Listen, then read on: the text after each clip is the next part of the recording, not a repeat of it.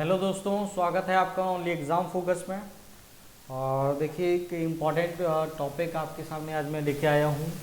IPCC report, ठीक है। इसको कहते हैं, फुल फॉर्म इसका है inter governmental panel on climate change. तो फुल फॉर्म से समझ ही गए होंगे किस पे ये रिपोर्ट आती है आपकी। ओके, ये एक मिनट रुकिए।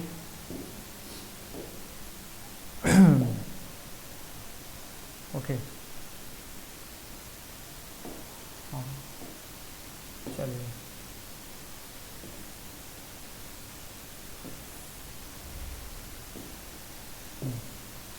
तो ये देखिए, इसमें जो जो मैं हाईलाइट कराता जा रहा हूँ बड़ा इंपॉर्टेंट है और याद रखना है, ठीक है। जो जो चीज़ें मैं बताता जा रहा हूँ तुम्हें। सबसे पहले इसका फुल फॉर्म आपको पता होना चाहिए क्या है इसका फुल फॉर्म। ओके, तो इसका फुल फॉर्म है, अगर हिंदी में कहें, अंतर सरकारी जलवायु परिवर्तन समिति। तो समझ गए होंगे जो ये समिति है तो किस पे काम करती है भाई, ये जलवायु परिवर्तन पे काम करती है। और क्या है, अंतर सरकारी मतलब कई सारी गवर्नमेंट इसको मिलकर चलाती हैं, ऐसे समझिए, ठीक है। तो अगर इंग्लिश में फुल फॉर्म अगर पूछे तो inter governmental panel on climate change, ठीक है, आईपीसीसी का फुल फॉर्म है, ठीक है। इसने हाल ही में भी क्या है कि जो आपकी छठी आकलन रिपोर्ट है, इंग्लिश में कहेंगे 6th असेसमेंट रिपोर्ट, ठीक है, जो कि कुछ सालों बाद अलग अलग समय में पेश की जाती हैं। आप देखेंगे सबसे पहले जो तुम्हारी असेसमेंट रिपोर्ट है तो वो 1990 में पेश की गई थी, और 1990 से लेकर अभी तक कितनी, सिर्फ 6 रिपोर्ट पेश की गई हैं, 6 रिपोर्टें पेश की गई हैं 1990 के बाद, ठीक है। तो ये देखिए, रिपोर्ट ऐसा नहीं है कि मतलब अभी ही पेश की गई, इसका एक हिस्सा पिछले साल पेश हो गया था, दूसरा पार्ट इस रिपोर्ट का अभी हाल ही में कुछ समय पहले पेश हुआ है, ठीक है। तो इसलिए हम ये क्या है सही समझ रहे हैं, इस टॉपिक को जान रहे हैं। ओके, तो क्या लिखा है इस दूसरे वाले हिस्से में, देखते हैं भाई। तो रिपोर्ट के इस दूसरे भाग में जलवायु परिवर्तन के प्रभावों, जोखिमों, कमजोरियों, अनुकूलन, ठीक है, विकल्पों के बारे में आकलन किया गया है, ठीक है। तो जलवायु परिवर्तन के जो प्रभाव क्या होते हैं हम पे, ये हम जानेंगे, इस रिपोर्ट में बताया गया है, ठीक है। जोखिम क्या है उनके बारे में बताया गया इस रिपोर्ट में, ठीक है। कमजोरियां क्या हैं, ठीक है, जिनके कारण भाई जलवायु परिवर्तन तेजी से हो रहा है, तो वो इस रिपोर्ट में बताया गया है। उनके अनुकूलन, विकल्पों, कैसे हम उसको क्या है भाई, जो प्रभाव हो रहे हैं उसको हम रोक सकते हैं, जिससे कि क्या हो, जलवायु परिवर्तन ना हो, ठीक है। और राम राम भाई अर्णव, चलो। तो ये सारी चीज़ें बताई गई हैं इस आईपीसीसी रिपोर्ट में। बहुत इंपॉर्टेंट रिपोर्ट है, क्योंकि जब भी ये रिपोर्ट पेश होती है, ठीक है, तो इसके एक आध साल बाद जो भी एग्ज़ाम होते हैं उसमें आने की संभावना होती है इसकी पूरी। क्यों? क्योंकि ये रिपोर्ट हर साल पेश नहीं होती है, कई सालों में एक बार पेश होती है, ठीक है। आप लास्ट रिपोर्ट देखेंगे तो मेरे ख्याल से 2015 में हुआ था, हाँ 2015 में, जिसका 5th या असेसमेंट रिपोर्ट था, तो वो 2015 में पेश हुई थी, ठीक है। और 2015 से बाद आप देखेंगे कि 2021 में, और उसका दूसरा हिस्सा 2022 में पेश हो रहा है, ठीक है। तो ये इंपॉर्टेंट हो जाती है रिपोर्ट। अभी आईपीसीसी क्या होती है ये भी जानकारी मैं दूंगा आपको, ओके, इसके बारे में भी मैं बताऊंगा थोड़ी समय बाद, ठीक है। चलो, तो रिपोर्ट का पहला भाग पिछले साल अगस्त में जारी किया गया, जो कि जलवायु परिवर्तन के वैज्ञानिक आधार पर केंद्रित था, ठीक है, पहला भाग।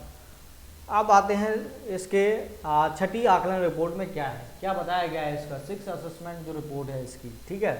तो संयुक्त राष्ट्र द्वारा गठित जलवायु परिवर्तन पर अंतर सरकारी पैनल, इसको क्या कहते हैं, आईपीसीसी की छठी आकलन रिपोर्ट जलवायु परिवर्तन से संबंधित वैज्ञानिक, तकनीकी, ठीक है, सामाजिक, आर्थिक जानकारी का आकलन करने के उद्देश्य से तैयार की जाने वाली एक रिपोर्ट की एक श्रृंखला में छठवीं रिपोर्ट है।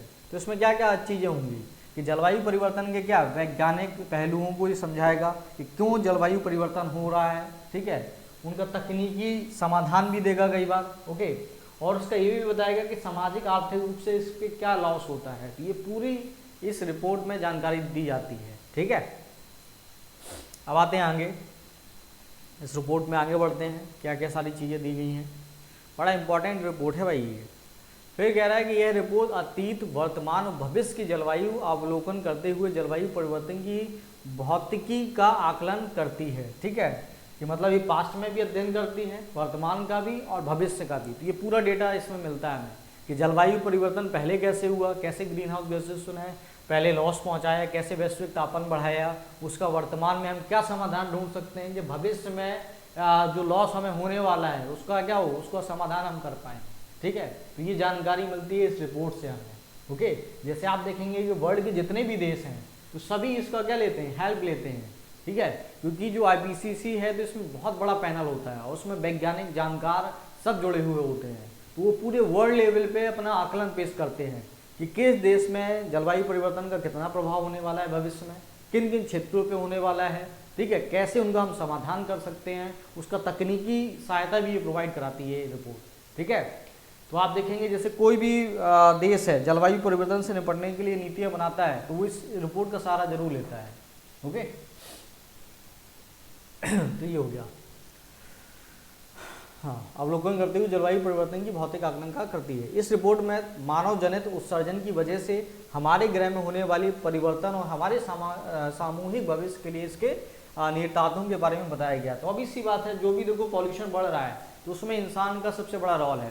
ठीक है, जो ग्लोबल वार्मिंग हो रही है, वैश्विक तापमान बढ़ रहा है, तो इसमें सबसे ज़्यादा प्रभाव इंसान का है, क्योंकि ग्रीन हाउस गैसेस हम ही उत्सर्जित कर रहे हैं। ठीक है, नहीं तो कोयला क्या जमीन के अंदर है, कोई लॉस वाले काम नहीं है, लेकिन हम उसको निकाल के यूज़ कर रहे हैं तो क्या हो रहा है, CO2 का उत्सर्जन बढ़ रहा है, एमिशन बढ़ रहा है। ठीक है, ऐसी बाकी गैसेस का हाल है, मीथेन का है। ठीक है,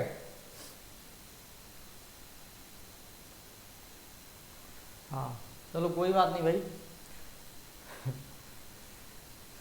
अब देखो ये वाला, अब पहली आकलन रिपोर्ट जैसे मैंने पहले बताया 1990 में जारी की गई थी। इस रिपोर्ट में पृथ्वी की जलवायु की स्थिति का सबसे व्यापक मूल्यांकन किया गया है। इससे ज़्यादा जानकारी किसी भी रिपोर्ट में हमें नहीं मिलती है जितना ये रिपोर्ट जानकारी देता है। ठीक है, अब इसमें इंपॉर्टेंट पार्ट ये है कि कब ये रिपोर्टें पेश की गई। ठीक है, कब ये रिपोर्टें पेश की गई तुम्हें पता होना चाहिए। सबसे पहली बार 1990 में रिपोर्ट आई, तो वो क्या हो जाएगी तुम्हारे 1990 में, तो ये हो जाएगी असेसमेंट रिपोर्ट फर्स्ट। ठीक है, फिर 1995 में 5 साल बाद आ रही है, फिर देख रहे हो यहाँ से 5 साल बाद रीजनिंग का सवाल हो गया तुम्हारे। ठीक है, फिर देखो 6 साल बाद आई रिपोर्ट, फिर देखोगे कितने साल बाद आई गई, फिर 6 साल बाद रिपोर्ट आई, और फिर सीधे कब आ रही है 2015 में आ रही है, तो कितना हो गया 8 साल बाद आ रही है। और फिर 8 साल के बाद देखोगे अभी पिछले साल आई है एक हिस्सा इसका, तो 2021 में मान लो। ठीक है, अगला क्या है 2021 21, तो कितने साल बाद हो गई भाई, फिर से 6 साल बाद। तो कोई इसका डिसाइड निश्चित नहीं है कि 5 साल बाद आएगी कि 6 साल बाद आएगी, कोई इसका फिक्स नहीं है। ठीक है, कोई भी इसका फिक्स नहीं है। चलो तो याद रखना, वो ऐसे तो मैं स्टेटमेंट बना के दे देगा कि जो तुम्हारी IPCC रिपोर्ट होती है तो ये हर 5वें वर्ष प्रस्तुत की जाती है, तो गलत स्टेटमेंट है, कोई फिक्स नहीं है इसका। ठीक है, और इस पे क्वेश्चन बन चुका है। ठीक है, इस पे क्वेश्चन बन चुका है, और देखो जो ये संस्था है IPCC, इसको नोबेल पीस प्राइज भी मिल चुका है। ठीक है, तो याद रखना है भाई, काफ़ी इंपॉर्टेंट ऑर्गेनाइजेशन है ये। रिपोर्ट के प्रमुख बिंदु, अब इसमें रिपोर्ट में कहा क्या गया है, जो दूसरी रिपोर्ट अभी पेश हुई है। ठीक है, अगस्त वाली नहीं, इस वाली रिपोर्ट में क्या कहा गया तो उसको जानते हैं। तो नवीनतम रिपोर्ट में पहली बार जलवायु परिवर्तन के क्षेत्रीय प्रभावों का आकलन किया गया है। तो लोकल लेवल पे भी क्या है इसका मूल्यांकन किया गया जलवायु परिवर्तन के। ओके, फिर दूसरा पॉइंट बोला गया, इसमें दुनिया भर के मेगा शहरों के सक्षम खड़े जोखिमों और उनकी कमजोरियों को शामिल किया गया है, कि जो बड़े बड़े शहर हैं वर्ल्ड के, ठीक है, तो उनके बारे में बताया गया है कि कैसे वो जो तुम्हारे ग्रीन हाउस गैसेस हैं, ठीक है, या कहें सीधे कहें कि जलवायु परिवर्तन को कैसे प्रभावित कर रहे हैं, और उनके जो जोखिम है उन पर क्या होने वाले हैं जलवायु परिवर्तन के, तो ये बताया गया इस रिपोर्ट में। ठीक है, उदाहरण के लिए जैसे रिपोर्ट में बोला गया, मुंबई में समुद्र स्तर में वृद्धि और बाढ़ उच्च जोखिम मौजूद हैं। तो मुंबई जैसे शहरों में बताया गया क्या समस्याएं हैं, एक तो बाढ़ का समस्या है और दूसरा क्या है, वाटर लेवल बढ़ रहा है ग्लोबल वार्मिंग की वजह से। ठीक है, वाटर लेवल बढ़ रहा है तो क्या हो रहा है तुम्हारे भाई, बाढ़ है, मान लीजिए जैसे ये समुद्र का लेवल है और जो जमीन का लेवल है वो मान लीजिए इससे नीचे है, तो क्या यहाँ का पानी बाहर समुद्र में जाएगा, नहीं जाएगा। तो इससे क्या हो जाएगा, जब भी बारिश होगी यहाँ पे तो पानी भर जाएगा, तो बाढ़ जैसी स्थिति मौजूद हो जाएगी। तो ये बताया गया मुंबई के लिए, अलग अलग शहरों की अलग अलग समस्याएं बताई गई। ठीक है, फिर कह रहा है वही अहमदाबाद के लिए, अहमदाबाद में क्या है, ग्रीष्म लहरों का गंभीर खतरा मौजूद है। जैसे लू होती है वो क्या होती है, ग्रीष्म लहर होती है तुम्हारी। ओके, तो उसका सबसे बड़ा खतरा कहाँ पे है, तो अहमदाबाद में है। ठीक है, तो जो जो बड़े बड़े शहर हैं उनके बारे में जानकारी दी गई है कि किस शहर में क्या खतरा है। अब अगला मुद्दा जो इम्पोर्टेंट है, ये क्या बनेंगे, ये एग्जाम में क्या बनने वाले हैं, स्टेटमेंट बनने वाले चीजें हैं। ये बोला गया स्वास्थ्य पर प्रभाव, तो पहली बार आईपीसीसी रिपोर्ट में जलवायु परिवर्तन के स्वास्थ्य प्रभावों का क्या किया गया है, अवलोकन किया गया है कि इसका हमारे हेल्थ पे क्या इम्पैक्ट पड़ता है क्लाइमेट चेंज का। तो ये पहली बार इस असेसमेंट रिपोर्ट में किया गया। इससे पहले की जो 5 रिपोर्टें हैं उनमें ये जानकारी नहीं थी, हेल्थ को शामिल नहीं किया गया था, ठीक है, क्षेत्रीय प्रभावों को भी शामिल नहीं किया गया था, ठीक है। तो एक एक चीज समझना है अच्छे से, क्योंकि यही क्या बनते हैं, स्टेटमेंट बनते हैं एग्जाम में। अगला और क्या बोला गया भाई इस रिपोर्ट में, रिपोर्ट के अनुसार जलवायु परिवर्तन से विशेष रूप से एशिया, ठीक है, एशिया के कौन से क्षेत्र, एशिया के उपोष्णकटिबंधीय क्षेत्रों में मलेरिया, डेंगू जैसे वेक्टर जनित और जल जनित रोगों में क्या होगी, वृद्धि होगी, ठीक है। तो ये बताया गया इस रिपोर्ट में, किसके कारण, जलवायु परिवर्तन के कारण एशिया के जो उपोष्णकटिबंधीय क्षेत्र हैं। अब वो उपोष्णकटिबंधीय क्षेत्र क्या होते हैं, समझो भाई, ये इक्वेटर होता है, ठीक है। तो ये इक्वेटर से देखोगे कि जो तुम्हारा 30 डिग्री या कर्क रेखा से मकर रेखा वाले रीजन होता है, तो ये क्या होता है, उसको बोलते हैं उष्णकटिबंधीय रीजन, ठीक है। उष्णकटिबंधीय के जो ऊपर वाला जो रीजन होता है, लगभग तुम समझो कि 35 डिग्री अक्षांश नॉर्थ में और साउथ में, मतलब ये वाली बेल्ट और ये वाली बेल्ट, तो ये होता है उपोष्णकटिबंधीय बेल्ट। तो ये एशिया में बात कर रहा है, एशिया मतलब इस वाले हिस्से में, ठीक है। तो यहाँ पे क्या होगा, मलेरिया और डेंगू और जल जनित बीमारियों में वृद्धि होगी, किसके कारण, जलवायु परिवर्तन के कारण, ठीक है। इस रिपोर्ट में बताया गया तापमान में वृद्धि होने की वजह से संचार, ठीक है, श्वसन, मधुमेह और संक्रामक रोगों से संबंधित मौतों के साथ साथ शिशु मृत्यु दर में क्या होने वाली है, वृद्धि की संभावना है, ठीक है। और क्या बताया गया इस लहर में, रिपोर्ट में, ग्रीष्म लहरों, ठीक है, बाढ़, सूखे जैसी चरम मौसमी घटनाओं की बढ़ती आवृत्ति, ठीक है, यहाँ तक कि वायु प्रदूषण भी कुपोषण, ठीक है, एलर्जी संबंधी बीमारियों के साथ साथ मानसिक विकारों में भी क्या देगा, योगदान दे रहे हैं। तो ये क्या, जलवायु परिवर्तन के कारण हो रही हैं ये सारी चीजें। तो ये इस रिपोर्ट में पहली बार शामिल किया गया था, याद रखना है। स्वास्थ्य संबंधी जो डेटा है, पहली बार आईपीसीसी की जो रिपोर्ट है, असेसमेंट रिपोर्ट 6 नंबर की, उसके दूसरे पार्ट में इसकी बताई गई है, इससे पहले नहीं होता था ये सारी चीज़ें। ओके, चलो अब भारत के संबंध में क्या बोला गया इस रिपोर्ट में, तो वो भी जान लेते हैं भाई, ठीक है। ये भी स्टेटमेंट बना सकता है, क्योंकि भाई हमें देने तो एग्जाम भारत के हैं ना, ठीक है, तो इसको भी जानना जरूरी है। रिपोर्ट में भारत को एक संवेदनशील हॉटस्पॉट के रूप में चिन्हित किया गया है, मतलब यहाँ पे क्लाइमेट चेंज का सबसे ज़्यादा प्रभाव देखा जाएगा भारत में, इसलिए वो क्या बोला है, हॉटस्पॉट के रूप में चिन्हित किया गया। कैसे, संवेदनशील, ठीक है, जिसके कई क्षेत्रों और महत्वपूर्ण शहर बाढ़, समुद्र के जल स्तर में वृद्धि, समस्याएं क्या होने वाली है जलवायु परिवर्तन से, बाढ़ आएगी कहीं पे, ठीक है, कहीं पे समुद्र का क्या होगा, जल स्तर में वृद्धि होगी, ओके, और ग्रीष्म लहरों जैसी जलवायु आपदाओं के बहुत अधिक जोखिम का सामना कर रहे हुए या करेंगे, ठीक है, ये बताया गया इस रिपोर्ट में। फिर कह रहा है मुंबई समुद्र स्तर में वृद्धि और बाढ़ के उच्च जोखिम का सामना कर रहा है, तो ये समस्या है मुंबई के लिए, ठीक है, जलवायु परिवर्तन के कारण।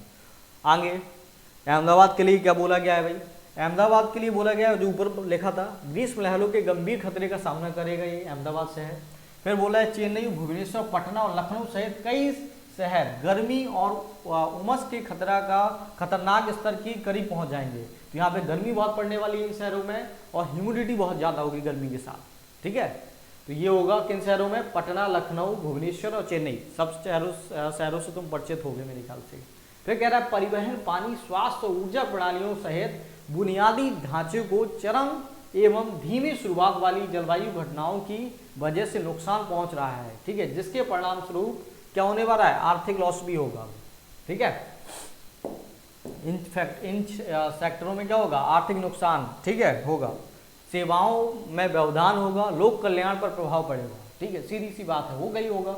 मान लो एक एरिया है जहाँ पे पहले अच्छे से खेती बाड़ी होती थी, अब सूखा हो गया है, तो क्या होगा, चाहे जितना तुम स्कीम बना लो, तो सूखा है तो भाई पानी भी जब उपलब्ध नहीं होगा तो खेती भी अच्छी नहीं होगी, तो आर्थिक रूप से तो हमें लॉस पहुंचेगा ही। आर्थिक रूप से लॉस पहुंचेगा तो सीधी सी बात है लोगों के लिए भी दिक्कतें आएंगी, ठीक है, तो सोशल रूप से भी क्या होने वाली है, हमें प्रॉब्लम होने वाली है, ओके। तो क्योंकि सब सेक्टर क्या है, जुड़े हुए हैं आपस में। फिर कह रहा है कि 2050 तक 877 मिलियन की अनुमानित आबादी 2020 की 480 मिलियन आबादी से लगभग 2 गुने के साथ शहरी भारत देश के अन्य क्षेत्रों की तुलना में अधिक जोखिम में होंगे। तो बताया गया है कि भाई इस समय तक जो पॉपुलेशन कितनी होने वाली है, इतनी होने वाली है, और अभी कितनी है, वो है 480।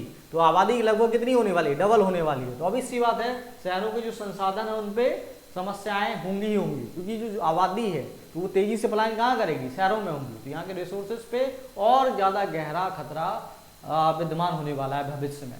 ठीक है, आगे आगे क्या बोला गया इस रिपोर्ट में, बोला गया है कि आईपीसीसी के अनुसार वर्तमान में भारत में वेट वर्ल्ड, ठीक है, वेट बल्ब तापमान शायद ही कभी, ठीक है, 31 डिग्री सेल्सियस से अधिक हो पाता है। आमतौर पर देश के अधिकांश हिस्सों में अधिकतम वेट बल्ब तापमान इतने डिग्री सेल्सियस रहता है। ठीक है, तो ये बताया गया इस तापमान के बारे में, ओके, भारत के। अब रिपोर्ट के, आईपीसी रिपोर्ट का महत्व क्या है, क्यों हम पढ़ रहे हैं, क्यों हम जानकारी ले रहे हैं, तो मतलब तो समझ में आ गया होगा महत्व, फिर भी जो इसमें रिपोर्ट में बताए गए महत्व को उन समझ लेते हैं। अंतर सरकारी जलवायु परिवर्तन समिति आईपीसीसी की रिपोर्ट विश्व के तमाम देशों द्वारा जलवायु परिवर्तन का सामना करने हेतु बनाई जाने वाली नीतियों के लिए एक वैज्ञानिक आधार प्रदान करती है, जैसा मैंने शुरुआत में बताया था, वही यहाँ पे लिखा हुआ है महत्व में। ठीक है, फिर आईपीसीसी रिपोर्ट अपने आप में नीतिगत निर्देशात्मक नहीं है, कि मतलब ये नहीं है कि तुम्हें भाई लागू करनी ही पड़ेगी। ठीक है, जो उसमें लिखा है वो माननी ही पड़ेंगी बातें, तो ऐसा कुछ नहीं है। ठीक है, देशों पे स्वतंत्रता है, तुम सहायता ले सकते हो नीतियाँ बनाने में इस रिपोर्ट की, ओके, लेकिन बाध्यकारी नहीं है। इन रिपोर्ट में यह वही बताया जाता है कि देशों या सरकारों को क्या करना चाहिए, ठीक है, क्या नहीं करना चाहिए। ये रिपोर्ट केवल यथासंभव वैज्ञानिक प्रमाणों के साथ, ठीक है, तथ्यात्मक स्थितियों की प्रस्तुत करती है। तो वैज्ञानिक आधारों पर बताते हैं कि जलवायु परिवर्तन क्यों हो रहा है और इसके समाधान क्या हो सकते हैं, क्या देशों को करना चाहिए, क्या नहीं करना चाहिए, ये बताया जाता है इस रिपोर्ट में। और फिर भी ये रिपोर्ट्स जलवायु परिवर्तन से निपटने के लिए कार्य योजना तैयार करने में बहुत मददगार हो सकती है। ठीक है, अगर इसकी बातें मानी जाए तो। ठीक है, ये रिपोर्ट वैश्विक स्तर पर विभिन्न देशों की प्रतिक्रियाओं पर निर्णय करने हेतु अंतर्राष्ट्रीय जलवायु परिवर्तन वार्ताओं का आधार भी बनती है। इन्हीं वार्ताओं के तहत पेरिस समझौता और पहले क्योटो प्रोटोकॉल का निर्माण किया गया था। ठीक है, अब क्योटो प्रोटोकॉल कब आया था भाई, तो 1995, और ये तुम्हारा पेरिस एग्रीमेंट कब हुआ था, तो ये 2015 में हुआ था। कब हुआ था, 2015 में। ठीक है, जिसमें हमने कहा था कि भाई वर्ल्ड का जो तापमान है हम वो क्या करेंगे, 2 डिग्री सेल्सियस से ज़्यादा नहीं बढ़ने देंगे। ओके, तो ये एग्रीमेंट किया था पेरिस में, कब, 2015 में। कौन सी कॉप में, ठीक है, कॉन्फ्रेंस ऑफ पार्टीज। कॉप को क्या बोलते हैं पूरा full form, conference of parties. ये था 21। ठीक है, तो इसमें हमने डिसीजन लिया था कि भाई वैश्विक तापमान नहीं बढ़ने देंगे, उसके लिए जो विकसित देश हैं, विकासशील देशों के लिए क्या, एक फंड बनाएंगे $100 बिलियन का, तो वो देंगे फंड में तकनीकी सहायता और आर्थिक सहायता प्रोवाइड कराएंगे, जिससे कि वर्ल्ड लेवल पे जो तापमान है वो 2 डिग्री सेल्सियस, कोशिश करनी है 1.5 डिग्री सेल्सियस की, कि उससे ज़्यादा ना बढ़ पाए, लेकिन 2 तक हमें रोक के ही रखना है। ओके, और क्योटो प्रोटोकॉल में मैंने बताया कि 1995 में ये लागू हुआ। ठीक है, पूरी तरीके से इसमें 6 गैसेस पे बैन किया गया है। ठीक है, ओके, तो ये सारी चीज़ें हैं। आगे आते हैं, तो वो ये जो डिसीजन लिए गए हैं, कहने का से ये है, जो डिसीजन लिए गए हैं तो इसी आईपीसीसी रिपोर्ट के आधार पर वार्ताएं होती हैं। जैसे हर साल तुम्हारी कॉप होती है, कॉन्फ्रेंस ऑफ पार्टीज की मीटिंग होती है, जिसमें जलवायु परिवर्तन पे क्या होती है, बहसबाजी होती है। तो उसमें आधार जो रखे जाते हैं डिस्कशन का, तो वो क्या होते हैं, इसी रिपोर्ट के पॉइंट रखे जाते हैं, ये बताया गया है यहाँ पे। ठीक है, तो इंपॉर्टेंट है, मोस्ट इंपॉर्टेंट है ये रिपोर्ट। ठीक है, तुम भी डिस्कशन के आधार यहाँ से ले सकते हो भाई। अगला, अब इसके बारे में बताया गया है कि भाई तुम्हारा अंतर सरकारी जलवायु परिवर्तन समिति क्या है, आईपीसीसी है क्या, जो पढ़ रहे हैं भाई। तो अंतर सरकारी जलवायु परिवर्तन समिति, या इंग्लिश में कहेंगे intergovernmental panel on climate change, मानव प्रेरित जलवायु परिवर्तन पर। एक वर्ड यहाँ पे लिखा है क्या, मानव प्रेरित, मतलब जो इंसान ने जलवायु परिवर्तन को प्रभावित किया है। ठीक है, पर जानकारी एवं ज्ञान में वृद्धि करने हेतु उत्तरदायी संयुक्त राष्ट्र की क्या है, अंतर सरकारी निकाय है। तो याद रखना ये किसका हिस्सा है, किसके अंतर्गत काम करती है ये करती है यूनाइटेड नेशन के अंतर्गत। ओके, ये संस्था। ठीक है, बनी कैसी है, तो इसकी देखते हैं, स्थापना किसने की, तो स्थापना याद रखना चाहिए आपको, 2 यूनाइटेड नेशन की ऑर्गेनाइजेशन है, एक है विश्व मौसम विज्ञान संगठन, ठीक है, WMO बोलते हैं, वर्ल्ड मेट्रोलॉजिकल ऑर्गेनाइजेशन। ठीक है, और दूसरा है संयुक्त राष्ट्र पर्यावरण कार्यक्रम यूनेप, ठीक है, यूनाइटेड नेशन एनवायरनमेंट प्रोग्राम बोलते हैं इसको। फुल फॉर्म क्या है, मैं इंग्लिश में भी बताता जा रहा हूँ, हिंदी में तो लिखा ही है यहाँ पे, ये द्वारा की गई थी। तो स्थापना में 2 ऑर्गेनाइजेशन काम कर रहे थे, विश्व मौसम विज्ञान संगठन और संयुक्त राष्ट्र पर्यावरण कार्यक्रम, ठीक है। तो इन दोनों ने मिलकर 1988 में क्या है इसकी स्थापना की। 2 साल बाद इसने अपनी रिपोर्ट सौंपी, ठीक है। और स्थापना क्यों की गई थी, तुम्हें एक पढ़ा होगा मॉन्ट्रेक्स रिकॉर्ड, हाँ मॉन्ट्रेक्स रिकॉर्ड के बारे में पढ़ा होगा तुमने, ठीक है। तो उससे संबंधित था, उस समय उसी दौरान जलवायु परिवर्तन की क्या है डिस्कशन चल रही थी, ओके। तो उसी समय ये संस्था बनी थी 1988 में, ठीक है। फिर इसके बाद तुम्हारे जब 1990 में क्या होता है, ये अपनी रिपोर्ट सौंपती है ये संस्था। तो एक क्या, एक वर्ल्ड लेवल पे एक अर्थ समिट होता है रियो डी जेनेरियो में 1992 में, ठीक है, जिसमें 3 चीज़ें निकल के आती हैं। एक तो तुम्हारे जलवायु परिवर्तन के लिए कुछ एग्रीमेंट निकल के आता है, एक सीबीटी मतलब जैव विविधता के लिए एक एग्रीमेंट होता है, एक होता है कि हमारा जो विकास का मॉडल होना चाहिए वो कैसा होना चाहिए भविष्य के लिए, ठीक है, कि जो समस्याएं जनरेट हुई हैं वो ना जनरेट हो भविष्य में। तो एक क्या सस्टेनेबल डेवलपमेंट के लिए कुछ आईची लक्ष्य घोषित होते हैं इसी अर्थ समिट में। कब 1992 के, ओके। तो ये सारी जानकारी रखना है साथ में। तो ये हो गई। कहाँ पे इसका हेडक्वार्टर है भाई, तो हेडक्वार्टर भी याद रखना है, जिनेवा स्विट्जरलैंड में इसका हेडक्वार्टर है, ठीक है, इस आईपीसी संस्था का, ठीक है। कार्य क्या है, वही नीति निर्माताओं को, ठीक है, जलवायु परिवर्तन के वैज्ञानिक, ठीक है, वैज्ञानिक आधार और इसके प्रभावों, भविष्य के जोखिमों, अनुकूलन और समन के विकल्प, समन मतलब कैसे इनको रोका जा सकता है, कि उनके नियमित आकलन ये प्रदान करता है कि भाई जो पॉलिसीज बना रहे हैं उससे क्या प्रभाव पड़ रहे हैं तुम्हारे, ओके। उनके समाधान भी ये देता है, तकनीकी और वैज्ञानिक समाधान ये हमें देता है, ठीक है। तो ये पूरा टॉपिक था। तुम्हारी जो अभी हाल ही में असेसमेंट रिपोर्ट आई है 6 नंबर की, किसके द्वारा पेश की गई है, ये आईपीसीसी द्वारा की गई है। इसका सेकेंड पार्ट अभी पेश किया गया है, इससे फर्स्ट पार्ट अगस्त में पिछले साल मतलब 2021 में पेश हो चुका है, ठीक है। तो ये सारी जानकारी थी भाई जो मैंने बताने की, समझाने की आसान भाषा में कोशिश की है, एग्जाम्पल ले लेके सब कुछ मैंने समझाया है आसान भाषा में। बड़ा इंपॉर्टेंट टॉपिक है लेकिन, क्योंकि ये रिपोर्ट हर साल नहीं आती है, ओके। तो आने वाले जो भी आपके एग्ज़ाम हैं 1-2 साल तक, तो उनमें ये क्वेश्चन बनने की संभावना है, चाहे तुम्हारा आईएएस के एग्ज़ाम हो चाहे स्टेट बीसीएस के एग्ज़ाम हो, ओके।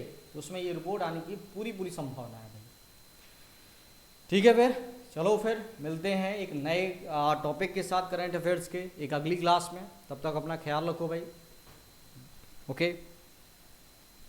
और जो जिसको डाउट हुआ करे तो बाद में भी पूछ सकता है कमेंट करके, ओके, मैसेज करके कमेंट करके बाद में भी पूछ सकता है, कोई भी डाउट रहता है अगर आपका।